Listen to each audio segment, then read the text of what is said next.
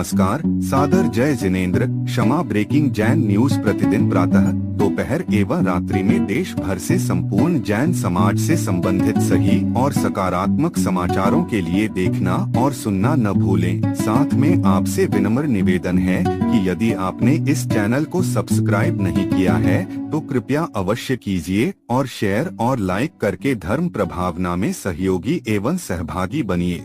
शाम तक 7 दीक्षाएं निश्चित थी। कितनी? अक्षय सागर जी से लेकर प्रभास सागर जी तक 7 एलक महाराजों की दीक्षा शाम को आचार्य वंदना जो होती है उस समय निश्चित हो गई। आचार्य जी ने 7 महाराजों को कायोत्सव करवा दिया कि कल आपकी मुनि दीक्षा है, केस लो जो आपको करना है। अब उन सब महाराजों में सबसे बड़े महाराज थे कौन? एलक अभय सागर जी। अक्षय सागर जी से भी बड़े थे। आचार्य जी से सन 83 में उनकी एलक दीक्षा होती है। कहाँ पर? ईसरी में अभय सागर जी की। 83 से 98 तक कितने हो गए? 15 साल हो गए। उनके बीच में 2 मुनि दीक्षाएं हो चुकी, 2 या 3, पर उनकी मुनि दीक्षा नहीं हुई। वह सोच रहे थे हमने अपना सब कुछ तो गुरुदेव के चरणों में समर्पित कर दिया है, गुरुदेव जब हमें योग्य समझेंगे हमें मुनि दीक्षा दे देंगे। और गुरुजी सोच रहे थे कि इसने आज तक निवेदन ही नहीं किया। क्या सोच रहे थे? अभय सागर जी ने आज तक मेरे पास आके यह निवेदन ही नहीं किया कि मैं मुनि दीक्षा चाहता हूँ, मैं मुनि बनना चाहता हूँ, मैं कैसे उसको मुनि बना दूँ। अब दोनों अपने अपने जगह ठीक थे। उनके सामने 2 मुनि दीक्षाएं हो गईं, पर ना तो अभय सागर जी कुछ समझ पा रहे ना आचार्य जी। अब जब मुक्तागिर में दीक्षा पक्की हो गई 7 एलक महाराजों की, उनके सामने उनके बाद के दीक्षित जो उसी समय दीक्षित हुए वह मुनि बनने लगे। अब रात भर क्या हुआ? अभय सागर जी महाराज को नींद नहीं आती है। मुश्किल से रात्रि के अंतिम पहर में जब उनको थोड़ी बहुत निद्रा आती है तो उस नींद में वह एक स्वप्न देखते हैं। क्या देखते हैं?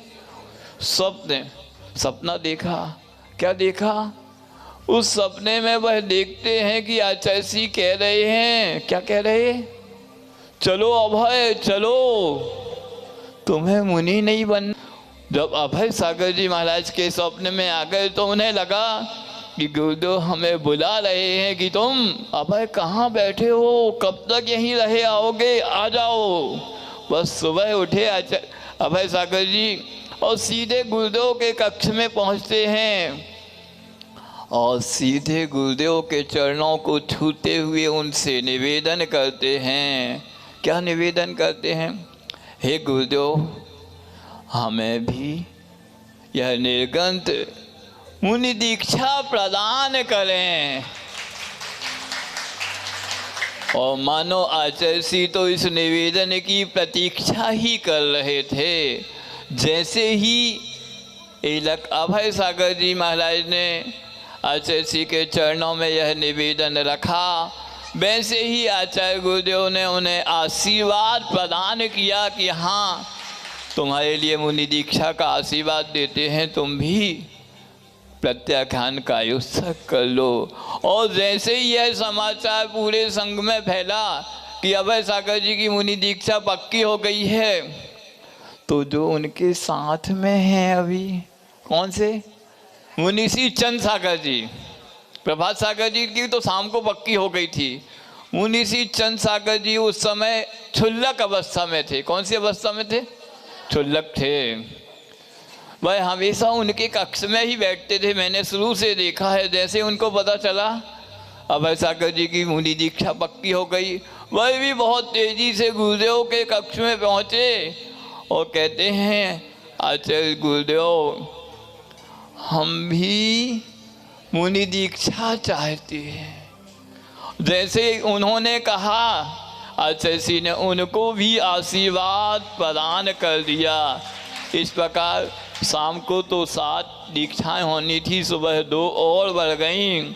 ऐसी आज के दिन मध्याह्न में पूर्णा तिथि के दिन 9 दीक्षाएं, जो कि पूर्ण अंक है, आचार्य गुरुदेव के माध्यम से मुक्तागिरी सिद्ध क्षेत्र में प्रदान हुई। और वहाँ वह इतना इंटीरियर में वह क्षेत्र है कि कोई दीक्षार्थी के माता पिता भी वहाँ पहुँच नहीं पाए दीक्षा देखने। 9 ही दीक्षार्थियों में से कोई नहीं पहुँच पाए।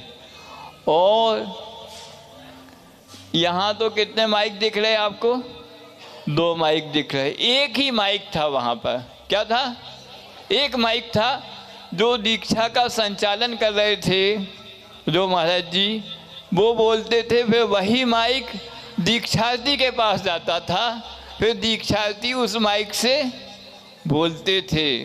क्योंकि क्षेत्र में जो संसाधन थे उन्हीं संसाधनों से ही पूरा कार्यक्रम हुआ। बाहर से कोई माइक व्यवस्था नहीं, कोई कुछ नहीं, सिर्फ इतने से वहाँ दीक्षा संपन्न हो गई। Kshama breaking Jain news YouTube channel पर विज्ञापन देकर धर्म प्रभावना में बने सहभागी। विज्ञापन देने हेतु संपर्क कीजिए मोबाइल नंबर 9026900740 एवं समाचार एवं वीडियो भेजने हेतु WhatsApp number 9335236222। Kshama breaking Jain news YouTube channel देखने के लिए आपको बहुत बहुत धन्यवाद। सादर प्रणाम, सादर जय जिनेंद्र।